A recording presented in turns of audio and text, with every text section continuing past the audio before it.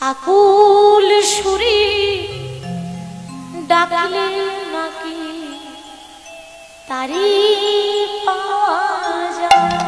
নিতাই গৌর হরি হরি। আকুল সুরে ডাকলে নাকি তারে পাওয়া যায়। আকুল সুরে ডাকলে নাকি তারি পাওয়া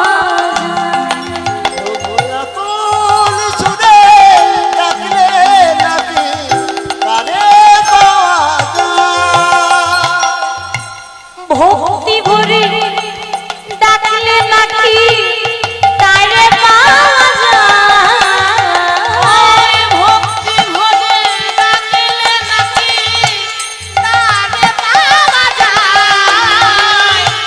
ভক্তি ভরে ভক্তি ভরে ভক্তি ভরে ডাকলে পরে ভক্তি ভরে ডাকলে নাকি তারে পাওয়া যায়। ভক্তি ভরে ভক্তি ভরে ডাকলে নাকি তারে পাওয়া যায়। ওগো আকুল সুরে ডাকলে নাকি তারে পাওয়া যায়। নিতাই গৌর হরি বল। ডাকলে নাকি তারে পাওয়া যায়। আকুল সুরে ডাকলে নাকি তারে পাওয়া যায়। আকুল সুরে ডাকলে নাকি তারে পাওয়া যায়। তা আমি তোমায় কি দীক্ষা দেব? তোমায় আশীর্বাদ দিলাম, তুমি আরো বড় হবে, কৃষ্ণ ভক্ত হবে, আর চলে যাও বৃন্দাবন। বৃন্দাবনে গিয়ে অচিরেই তুমি ভগবানের কৃপা লাভ করবে। বিল্ল ঠাকুর রাস্তাতে যাচ্ছে বাবা, রাস্তাতে যেতে যেতে হঠাৎ রাস্তার ধারে দেখছে একটা নারী যার নাম অহল্যা নদীতে স্নান করছে। দেখুন, এত সহজ নয় ভক্ত হওয়া, এত সহজ নয় সাধু হওয়া। বাবা, আমিও তো গলায় তুলসীর মালা পরেছি, আমিও তো তিলক পরেছি। আমার যখন 5 বছর বয়স তখন থেকে কীর্তন করছি, এখন আমার বয়স হচ্ছে 23 বছর। তাহলে 5 বছর বয়স থেকে আপনাদের আশীর্বাদে কিছু পারি না, কিন্তু নামটা বিতরণ করতে পারি। তাহলে বলুন তো, আমি কীর্তনিয়া হয়ে গেলাম? বিচার করে বলবেন আমি ভক্ত হয়ে গেলাম? এত সহজ? কীর্তন করছি, ভগবানের নাম করছি, তাই বলে আমি ভক্ত হয়ে যাব? কখনো না। কথাই আছে, ভক্ত হওয়া শক্ত কথা, পণ্ডিত রইল বসে, গাছের ফলটি গাছেই রইল, বৃন্ত পড়ল বসে। আজ তো এত সময় নেই, তবে কাল আমার রাস আছে। রাসলীলার মধ্যেই আমি কথাটা বলবো, যদি মনে না থাকে একটু মনে পড়িয়ে দেবেন, কেমন? হরি বল। তো এতটা সহজ নয় ভক্ত হওয়া। বিল্লমঙ্গল রাস্তায় হাঁটছে, কিন্তু ওই দূর থেকে অহল্যাকে দেখে মনে হচ্ছে বাবা কি সুন্দর দেখতে মেয়েটা, তাই না? ও দেখতে আমার ঠিক চিন্তামণির মতো। হরি বল। ও দেখতে ঠিক চিন্তামণির মতো। আচ্ছা, ও কোন দিকে যায়, ওর পেছন পেছন আমিও যাব, আমিও দেখবো ও কোন দিকে যায়।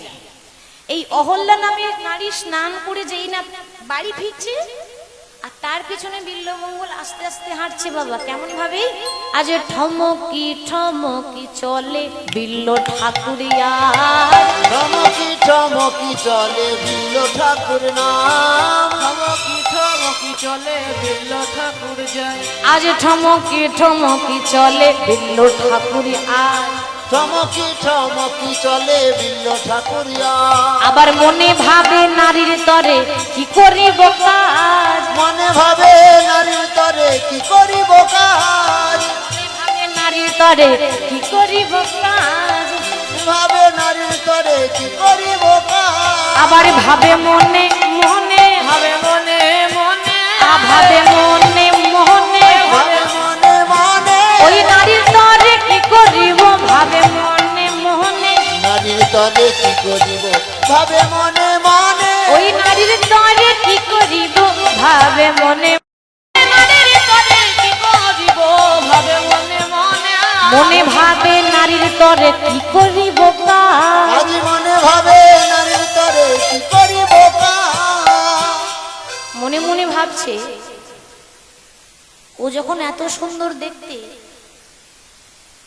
আমার চিন্তামনের মতো দেখতে, তখন ওকে আমার চাই। মনের মধ্যে কামনা জেগেছে, লোভ জেগেছে। ওই যে বললাম এত সহজ নয় সাধু হওয়া, এত সহজ নয় ভক্ত হওয়া। হরি বল। বিল্লমঙ্গলের এখন বাইরেরটাই সাজানো হয়েছে, ভেতরটা সাজানো হয়নি।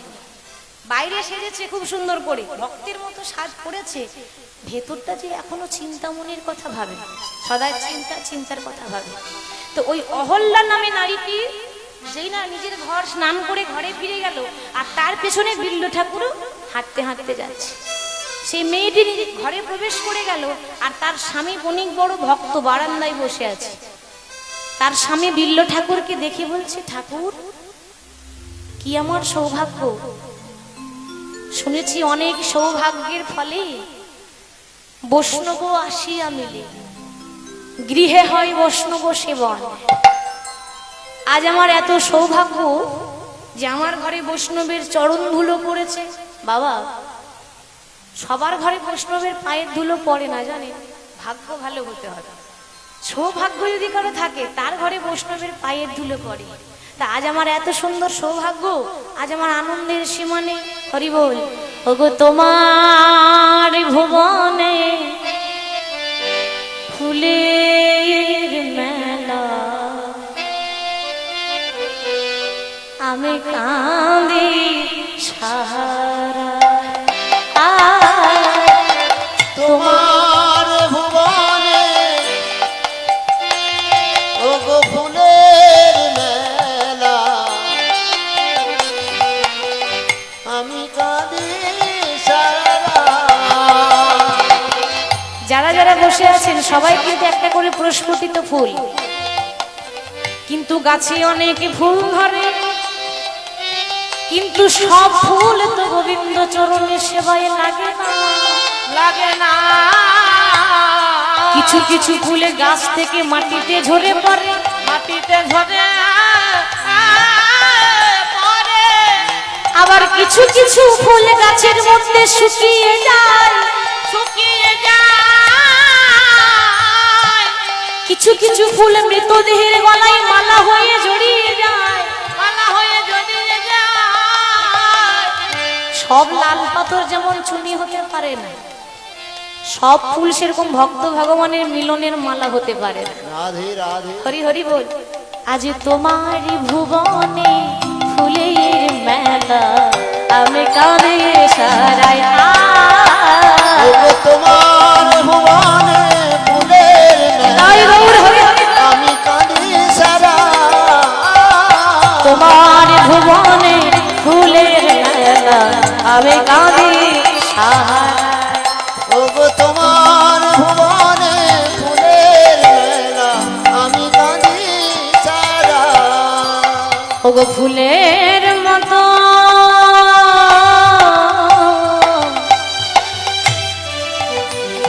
আজ ফুলের মতো ওগো কমলিকা, ফুলের মতো ওগো কমলিকা, ফুলের মতো ওগো কমলিকা। ওগো ফুলের মতো ওগো কমলিকা। যে ফুল গাছ থেকে ঝরে পড়ে যায় না, ওই রকম দশা আজ আমার হয়েছে।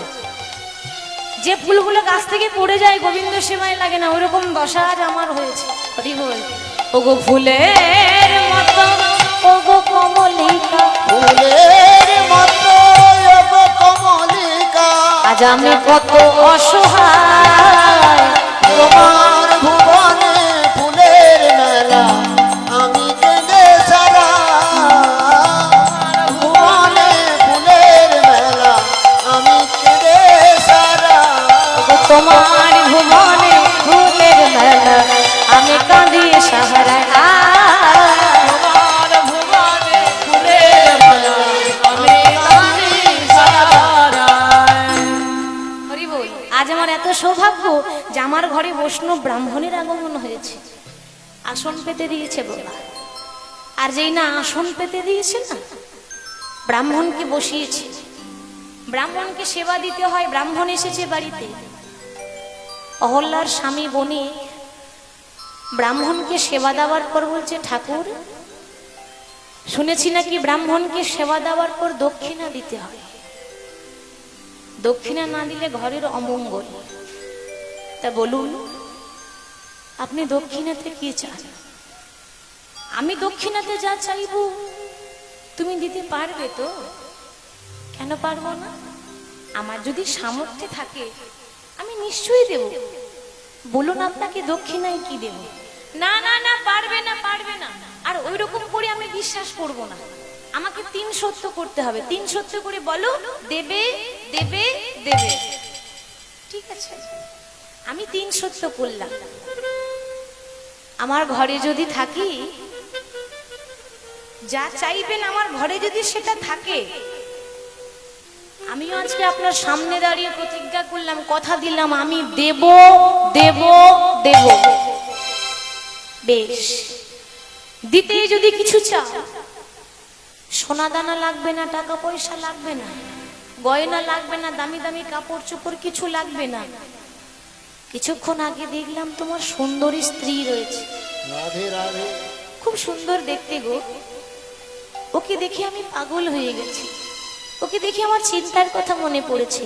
তা আমার দক্ষিণা হচ্ছে তোমার স্ত্রীকে 1 রাত্রের জন্য তুমি আমার কাছে পাঠিয়ে দাও।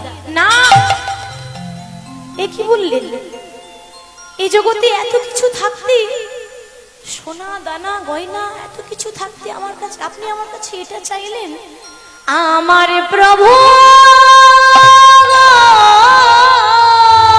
আমার প্রভু,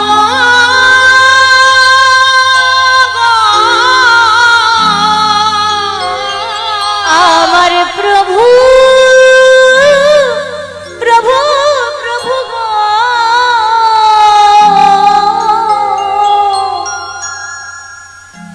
প্রভু